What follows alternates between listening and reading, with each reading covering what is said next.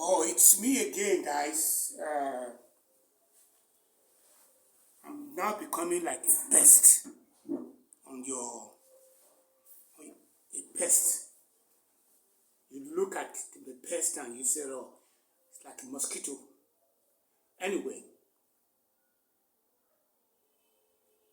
let me just give you a little story about me. That would really clear the air. Okay, I'm going to make it very, very short and sweet.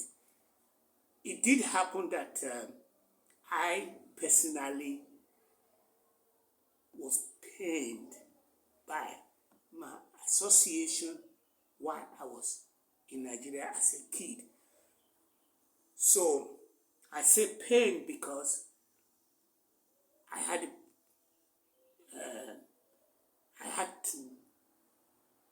I was everything to everybody, and I thought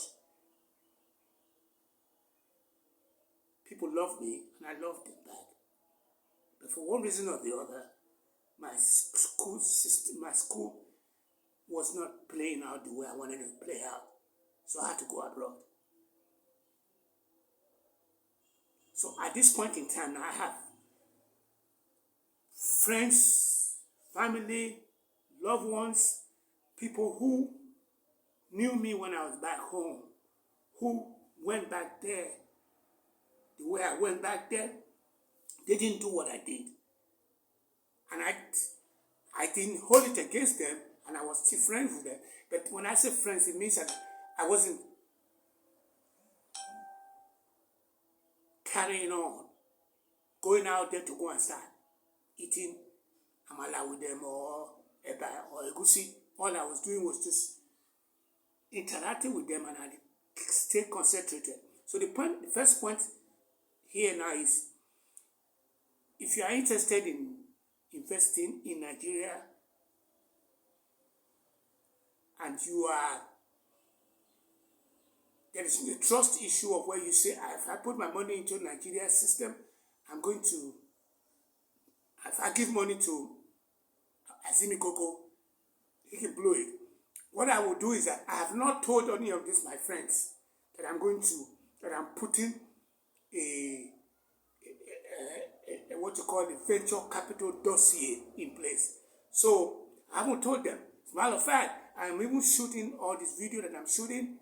None of them goes to them. I'm trying to organically have people who would think on how they're going to get our skin people or the sex of women in place. And in those two parameters I'm talking about, to slow down on misogyny. At the same time, reduce the dignity of people of African descent, and that the other tribes are just riding around getting it in their side of town. They don't really care, because so long as they are able to have stomach infrastructure, they'll continue to do that. So let me go back again to the point. If you are thinking of how you're going to be able to invest your money as a diaspora to quadruple your money, then I will give you references of people who I have not even told, and I will keep on saying that if there is something else you want to be able to gain from this discussion today, I haven't told anybody, because the video that I'm currently shooting is not going to anybody that know me. It's only going to those people who are going to be able to say, hey, I like what this guy is saying. And as such, I would put in money. But you are hesitant because it's not, you should be hesitant. You should not put your money into anybody's hand that you think is not going to be able to do it. For example, let me just give you an example. There was what you call Naira. I think the guy was in Canada. He was from Delta. He went to Canada, read computer science, came back, wanted to start telling university students to start learning how to program. He found out that they were not interested, that what they were interested in was how they can make money right now. So he turned it around and make it what you call an outsource company. They are currently charging almost $16,000 as a retainer fees for a month. So that's an example. And I want to use the opportunity to even make some more example. Like there is a name that I will just that I want you to be aware of. For example, we have what we call Funke Okweke. We have what we call Kofo Akin Kongbe. These are people who have built infrastructure in the Nigerian space. We can do this. But the thing is that you have to look at it from the angle of there was a company who had a situation where they went abroad and decided that they were going to put together a package. And the package was how they're going to do what you call a driverless car. So they came to Nigeria, but they, two of them, decided that if they don't do it, nobody else will do it. They are currently having their driverless car in what you call one of the richest enclave in Lagos, the richest real estate property in Lagos. So they are using driverless car over there. What was important about this story is that they had a third woman, a third person who was good in business that helped them to put the package together. So if you are, if this story resonates with you and said, I am getting ready to see whether the money that I'm going to make is going to come from Africa, this is going to be it because this is for you. And if I want to put it in another way, I would say it in a way that you will be able to understand. I would say whether you are buying it abroad or back home after you have been away as a diaspora, whether you are buying in over there. I'm using that word buying because that's a language that in YouTube, they don't want you to use the word K-I-L-L-I-N-G. So use the word buy. Buy means that K-I-L-L-I-N-G. So if you are buying it over there, or you come back home, you're also buying it over there, but you are still more interested in making a technology company to take off. I'm a tech company. I'm not a software developer. I'm not a programmer. I'm not all that. I'm a tech company. And most companies that are like Apple is a tech company. IBM is a tech company. Facebook is a tech company. They're a tech company because they are not only just out there doing Facebook, they have other gadgets that they are having, that they are deploying and they put it together. So let me say that if you are, let me celebrate you. I think that's very important because I don't want to miss this opportunity to celebrate that you are companies. You're very smart. As we speak, 61% of Nigerians abroad have a bachelor's degree. In the US, in the Nigerian here space, that percentage is very low. We're talking about maybe 5% here have a bachelor's degree here. I'm lowering that threshold very, very low. But I'm saying that we have Kping back there in Britain, in politics.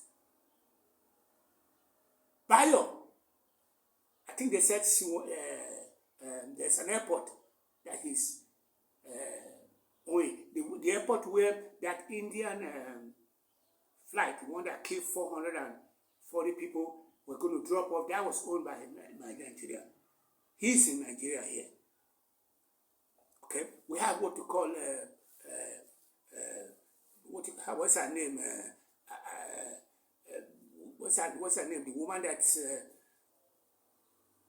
has had oil investment. She went to Britain and she came back, and she was into fashion. When she went back there, she read fashion and came back and started having oil rig.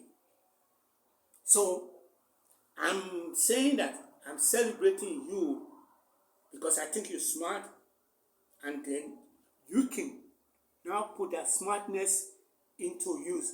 I am not big on people who are smart. Let me be very clear. I'm big on people who are good people. So if you are smart, you're not going to be in my pocketbook. I won't take money from smart people because most of them end up having to make what you call they end up having what you call a quaking, and that quaking might be greed. It might be their. For example, I was just seeing an apology from there's a Two-Face, the one I'm going with, what's her name, Natasha, saying that he believes that man is not meant for one woman. That's not a human being. I'm going to just brush him aside. That's not a human being. That's a dead meat in my own pocketbook. So let me keep going and telling you that the reason for this video today is that don't think of you as being that you're going to come and send me money, or you're going to call me and do anything with me. But just look at it from the angle of those who Walmart wanted to bring together to help them. A lot of them did not work with you, and they left, and then it was their loss. Or those who hang out with even though you can even see that in the tech world, there was a time when you see somebody like Facebook fighting with those who were his dumb mates and all that. Those are what I mean by quaker. These are crooks. They are sitting on money and they think that money they're not going to die. I feel sorry for them. These are quaker. They are greed. They are misogynistic. They are racist, bigots, and all that. These things are the reason why what I want to address. Let me say that. Let me start running things down. And what I'm going to say is that I'm going to spotlight you. I'm going to show that I'm going to show African tech rise and possible pitfall. That what I'm going to use in driving this technology is my accomplishment to the fact that when I went abroad, I did not think I was going to. I did not buy into their bull crap. Share the bro, share the bull, share the bull. I did not buy into the American share the bull. So, but I did not buy into it, and I thought I came back, and before leaving there, I was, even with my short attention span that's not supposed to give me any credence, I was able to put a book. So my contribution towards this package, this technology company, I'm going to use my book, two books that I've written, to drive my technology company. That's my accomplishment. It's like you're seeing all these athletes, you're seeing all these entertainers, you're seeing all these people. They had quaking, and the quaking they had was that they were growing up, and for one reason or the other, if you go to South LA, or you go to East LA, you go to South Dallas, there are people who have been able to leave South Dallas and become what you call a footballer. And they have quaking. So on the long run, they have ego. They have ego that, oh, I'm a cowboy player. These are people who have not, I could have done that. I was the president of the Student Union Council when I was in the School of Agriculture, even when I had a bottleneck. All those things are, to me, they are phantom. I blow them away. But what matters to me today is that when it is now that I've come back to the Nigerian elections, and I now find out what really made my story. So I am putting all this thing out there, not because I'm bragging, but because I feel that based on my the current situation where I am, when my health is 100% good, I living big because I was given a 5-bedroom apartment, a house. We call it a guest house, stuff like that. Everything is going really well around me, but at the same time, I have gone there to go and almost like put 40 years, which is the same 40 years that people like Spinoza, Martin Luther King, Aristotle, all those big godfathers that went to go and build the Western civilization, that went to Egypt. I'm copying the same thing. I spent 40 years back there. I'm back here. Those people, I think, had they had what you call attention deficit disorder too. I'm equating myself with Trump. Trump has what you call a major boondoggle.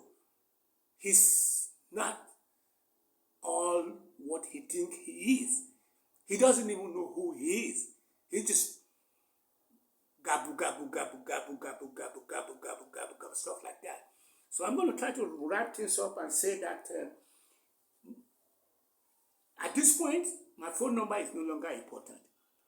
I have not told my friends that I'm going to tell them that I'm building some investment vehicle in place. They themselves are going to put in money. This is a secret, top secret. Did you know that me not being able to get the money to be able to come back to Nigeria, which is what they call the social security that I worked for the past 40 years over there, I couldn't get it. My family bundled me back and put me back into Nigeria. So they put me back here, and then I started being told by my sister that a lot of the people around who are in Nigeria are so busy that they're not going to be able to. The way I left them, that's not the way they're going to be when I'm now back.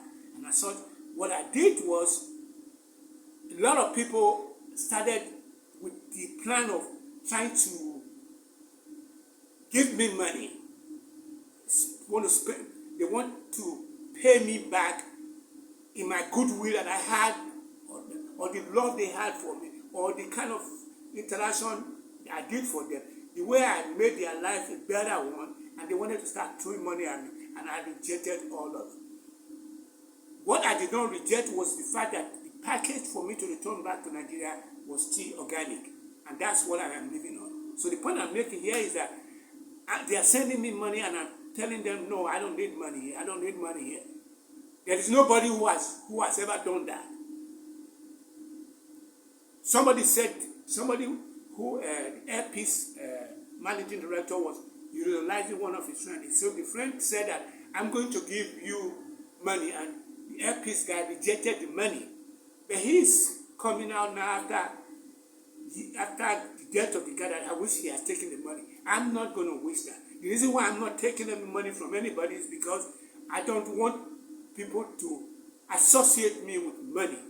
Money is only what it can buy. And I am not interested in that. I'm interested in the same fundamental that Obi is interested in. He's interested in, not for him, he's not desperate to become Nigerian president, but he wants to make sure that healthcare is taken care of, the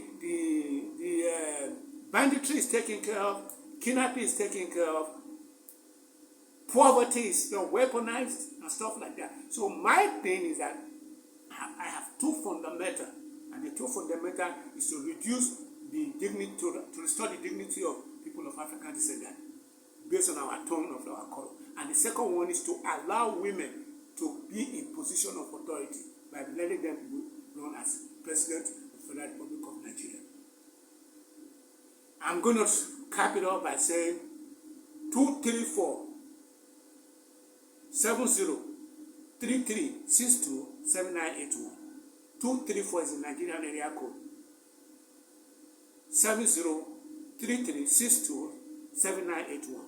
Azimi Koko, AZIMIKOKO 5@gmail.com. You are no longer talking to me. You are talking to somebody that walks on water, somebody who is bigger than life. That's the way I am. And I'm going to cap everything up by saying, I want to thank you all for listening. And what you guys have not been able to do, that I think you are really rusty on, that I'm going to challenge you on today, is that please go out there and subscribe. If you subscribe, you're going to get hit on when my video come out. And at this point in time, I am releasing at least a video every day. To the best of my knowledge, this is the only thing I can do right now, because I would rather prefer to be going out there and be giving out flyers, calling people, but this is my package. Oh me oh me yoko, oh me oh me yoko. You guys like my dress?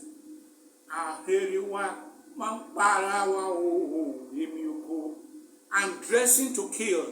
I dress to kill because I'm fortunate to have been able to say what you wear determines where your state of mind, and I think I am delivering on my dress code to the present tomorrow. And I want you to know that I am not bragging. I don't have to do this. Oh me, oh me, oh me, oh me, oh. I hear you one para one.